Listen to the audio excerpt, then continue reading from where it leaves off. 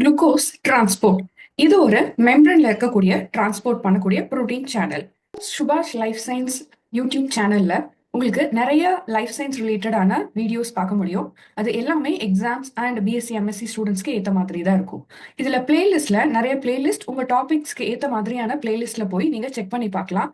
So இதுல membrane transport and bumps அப்படின்ற பிளேலிஸ்ட்ல இந்த மெம்பரன் டிரான்ஸ்போர்ட் பண்ணக்கூடிய பம்ப்ஸ் அண்ட் அது ரிலேட்டடான வீடியோஸ் எல்லாமே உங்களுக்கு இதுல பார்க்க முடியும். ஓகே, நாம இந்த வீடியோல பார்க்க போறது குளுக்கோஸ் டிரான்ஸ்போர்ட். ஸோ குளுக்கோஸ் ஒரு இடத்துல இருந்து இன்னொரு இடத்துக்கு எப்படி டிரான்ஸ்ஃபர் ஆகுது செல்குள்ள அப்படின்றத இப்ப நம்ம பார்ப்போம். இப்போ நம்ம குளுக்கோஸ் எடுத்துக்கிட்டோம்னா அது ஒரு போலார் புரோட்டீன்ஸ். ஸோ இந்த குளுக்கோஸ் நான் போலார் அண்ட் அந்த லிபிட் பயோலேயருக்குள்ள போக முடியாது. ஸோ அந்த லிபிட் பயோலேயர் மெம்பரன்குள்ள போக முடியாததுனால இதுக்கு ஒரு தனி சேனல் தேவைப்படும். ஸோ அதுதான் நம்ம குளுக்கோஸ் டிரான்ஸ்போர்ட்டர் அப்படின்னு சொல்றோம். ஸோ இந்த glucose transporter outside of the செல்லில் இருந்து இன்சைட் ஆஃப் த செல்லுக்கு குளுக்கோஸை டிரான்ஸ்ஃபர் பண்ணக்கூடியது. அப்புறம் inside of the cell to அவுட் சைடும் இந்த குளுக்கோஸ் டிரான்ஸ்ஃபர் பண்ணக்கூடியது. இன்டெஸ்டைன்ல இருக்கக்கூடிய செல்ஸ்ல நம்மளுக்கு குளுக்கோஸ் அடிஷனல் வித் சோடியம் அயானோட டிரான்ஸ்போர்ட் ஆகப்படுது. குளுக்கோஸ் சோடியம் அயான் சேனல் தேவைப்படுது. ஸோ இது ஒரு சிம்போர்ட்டர். ஸோ இதன் மூலியமாவும் குளுக்கோஸ் உள்ள செல்குள்ள டிரான்ஸ்ஃபர் ஆகப்படுது.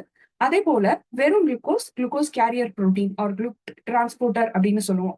இதுலயும் டிரான்ஸ்ஃபர் ஆகப்படுது செல்லுக்குள்ள இருந்து வெளியே இன்னொரு இடத்துக்கு. ஸோ இந்த ப்ராசஸ்ல ஃபர்ஸ்ட் எது நடக்குது, செகண்ட் எது நடக்குது அப்படின்றத இப்ப நம்ம பார்ப்போம். ஸோ இங்க பார்த்தோம்னா நம்மளுக்கு high concentration of glucose low கான்சென்ட்ரேஷனுக்கும் மூவ் ஆகுது. லோ கான்சென்ட்ரேஷன் ஆஃப் குளுக்கோஸ்ல இருந்து ஹை கான்சென்ட்ரேஷன் ஆஃப் குளுக்கோஸ் இருக்க இடத்துக்கும் இந்த குளுக்கோஸ் டிரான்ஸ்ஃபர் ஆகப்படுது. இப்போ இந்த ரெண்டு முறையில குளுக்கோஸ் டிரான்ஸ்ஃபர் ஆகிறத நம்ம ஃபர்ஸ்ட் முறையில SGLT அப்படின்ற டிரான்ஸ்போர்ட்டரை பார்க்க முடியும். ஸோ இந்த டிரான்ஸ்போர்ட்டர் ஒரு ஆக்டிவ் கேரியர் டிரான்ஸ்போர்ட். ஸோ இந்த ஆக்டிவ் அண்ட் பாசிவ் டிரான்ஸ்போர்ட் பத்தி நம்ம டீடைல்டா முன்னாடியே இந்த பிளேலிஸ்ட்ல டீடைல்ஸ் பார்த்திருக்கோம். ஸோ அதை நீங்க பாத்தீங்கன்னா இன்னும் தெளிவா புரியும். பட் ஷார்ட்டா நான் சொல்றேன். ஆக்டிவ் டிரான்ஸ்போர்ட் அப்படின்றது வித் ஹெல்ப் ஆஃப் ஏடிபி ஒரு புரோட்டீனை டிரான்ஸ்ஃபர் பண்ணக்கூடியது இந்த டிரான்ஸ்போர்ட் சேனல்ஸ். ஸோ அப்படியே with help of ATP transfer பண்ணக்கூடியது தான் இந்த sodium dependent glucose co transporter. So இந்த sodium glucose co transporter 1 and 2 அப்படின்னு இருக்கு. ஸோ இந்த 1 ஸ்மால் இன்டெஸ்டைன்லயும் ரீனல் டியூபியூல்ஸ்லயும் பார்க்கக்கூடியது.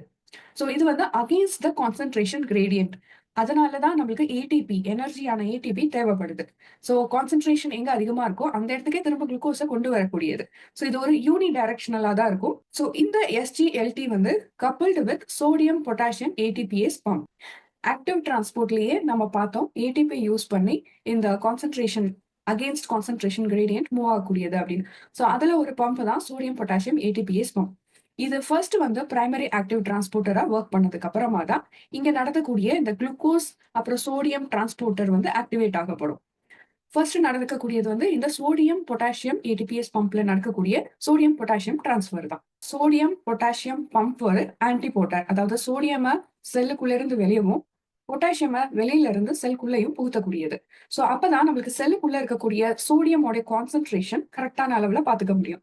இந்த சோடியம் தான் நம்மளுக்கு குளுக்கோஸ் திரும்ப எடுத்துட்டு வர்றதுக்கு தேவைப்படக்கூடியது.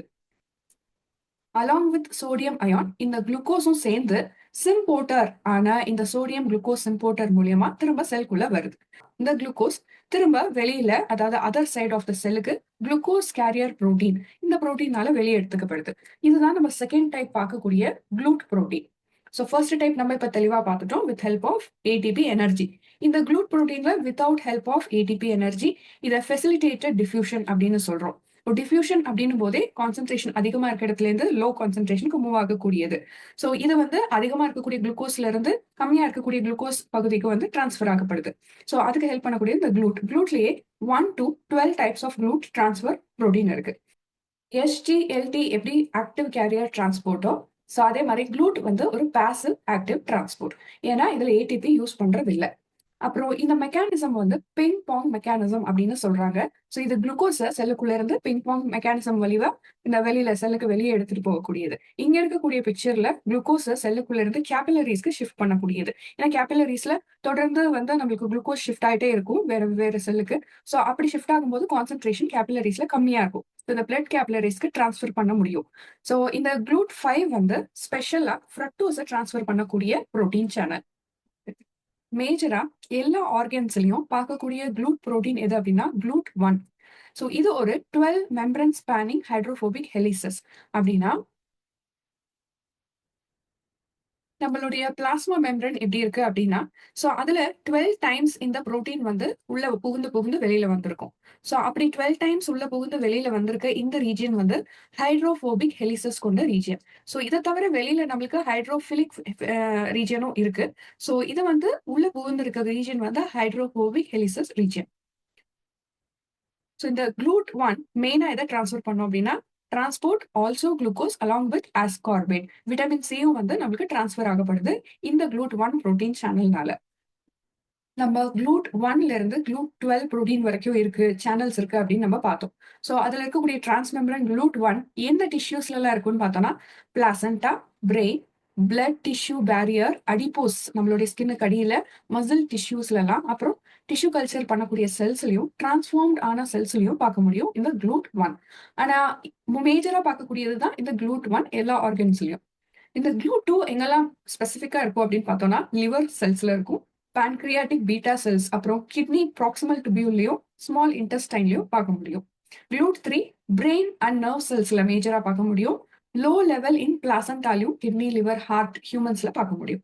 GLUT4 மசில், ஹார்ட், அடிப்போஸ் டிஷ்யூல பார்க்க முடியும். GLUT5 ஸ்மால் இன்டெஸ்டைன்ல, பிரெயின்ல, மசில்ல, அடிப்போஸ் டிஷ்யூ, அதுக்கப்புறம் muscle and brain at low லெவல்ல பார்க்க முடியும்.